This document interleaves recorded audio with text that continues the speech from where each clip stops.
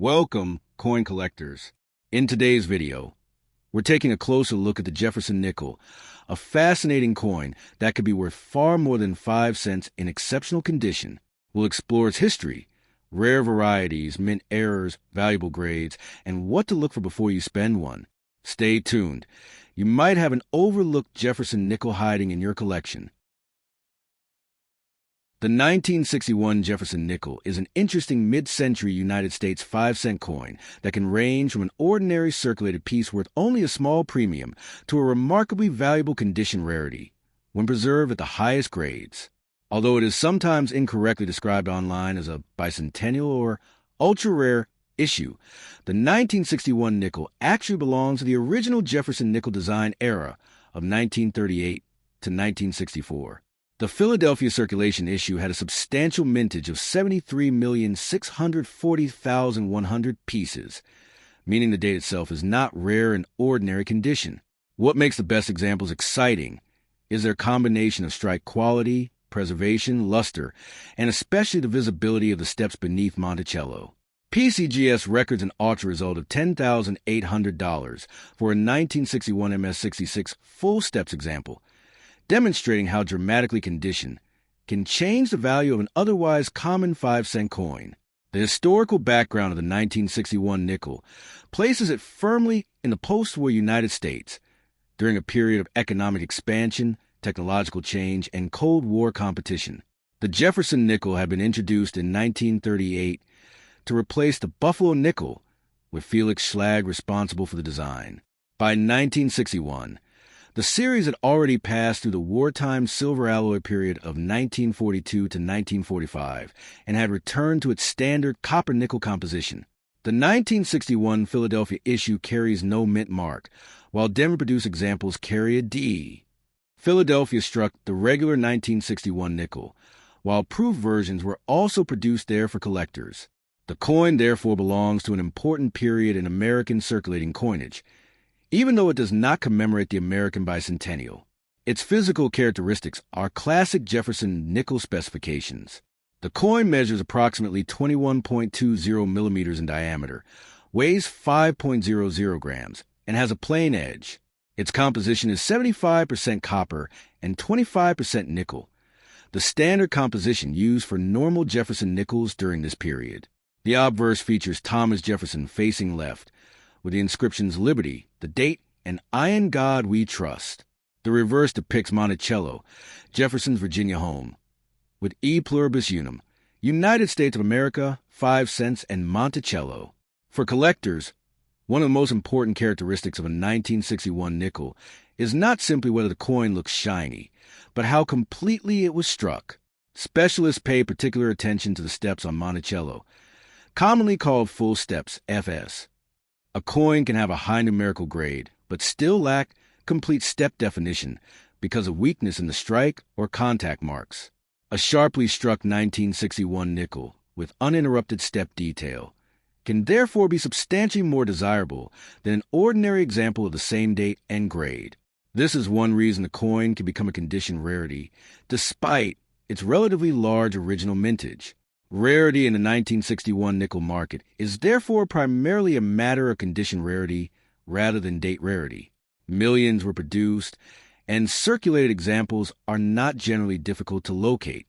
However, finding coins that survive decades without significant contact marks, abrasions, dulling, or strike weakness is considerably more difficult. The full steps designation becomes particularly important at the upper end of the market. PCGS lists a 1961 Philadelphia nickel with full steps and records a $10,800 auction result for an MS66 FS example sold by Stax Bowers in April 2022. That result illustrates that the headline value belongs to an extraordinary certified specimen, not to every 1961 nickel. The market value, consequently, has a very broad range. A circulated 1961 nickel may generally trade for only around 5 cents to a modest premium, depending on condition and the buyer. Attractive uncirculated examples can move into the single-digit to tens of dollars range, while better certified pieces can reach substantially higher levels. These figures should be regarded as guide values rather than guaranteed selling prices, because the actual price depends heavily on eye appeal, certification, population, and whether the coin possesses full steps. Proof 1961 Jefferson Nickels provide another collecting avenue. Nevertheless, exceptionally preserved proofs with strong cameo or deep cameo contrast can command significant premiums. PCGS records a $3,408 auction result for a PR69 deep cameo example, while its current price guide places a 1961 PR69 DCM substantially above ordinary proof values. This is a good illustration of how contrast, grade, and preservation can transform a relatively plentiful proof issue into a desirable condition rarity. Collectors should also be careful with claims that every 1961 nickel containing a small die characteristic is an extraordinary error. The 1961 series has recognized varieties and die varieties, including a FS 801 triple die related variety, and such pieces can be interesting to specialists. But a genuine collectible variety should be authenticated rather than identified from a blurry photograph or an online listing. Mechanical damage, machine doubling, scratches, plating effects, and post-mint alterations are frequently mistaken for valuable mint errors. The difference between a genuine die variety and damage can mean hundreds or thousands of dollars, so professional attribution becomes particularly important when the alleged... The 1983 P. Jefferson Nickel is an intriguing modern-era 5-cent coin that can become considerably more valuable when found in exceptional condition, particularly with strong strike quality and attractive surfaces. However, it is important to clarify that the 1983 P. Jefferson Nickel is not a U.S. bicentennial coin. The Bicentennial Circulating Coin Program refers primarily to coins dated 1776 to 1976. The 1983 P belongs to the regular Jefferson Nickel series and was struck at the Philadelphia Mint. Its appeal comes from the unusual collecting characteristics of early 1980s nickels, the difficulty of locating superbly preserved examples, and recognized varieties and errors rather than from the date itself being intrinsically rare. For collectors searching pocket change, an ordinary circulated 1983 P is generally inexpensive, while exceptional certified specimens can command much more attention. The historical setting of a 1983 P nickel is especially interesting because the early 1980s represented an important period for American circulating coinage. The United States was experiencing significant economic changes, and the mint was producing enormous quantities of coins for everyday commerce. The Jefferson Nickel, introduced in 1938, remained one of America's longest-running circulating designs. The Philadelphia Mint produced 1983 P nickels, and the P mint mark above Monticello identifies the Philadelphia production. This period also came shortly before the U.S. Mint began making important changes to the appearance and production of several denominations later in the decade. Although the coin does not commemorate a specific 1983 historical anniversary, it preserves the classic portrait of Thomas Jefferson and the depiction of Monticello that had defined the 5-cent denomination for generations. The physical design of the 1983 P is characteristic of the Jefferson Nickel. The obverse features Thomas Jefferson facing left, with Liberty, the date 1983, and Iron God We Trust surrounding his portrait. The reverse displays Monticello, Jefferson's Virginia residence, along with United States of America, E Pluribus Unum, 5 cents, and Monticello.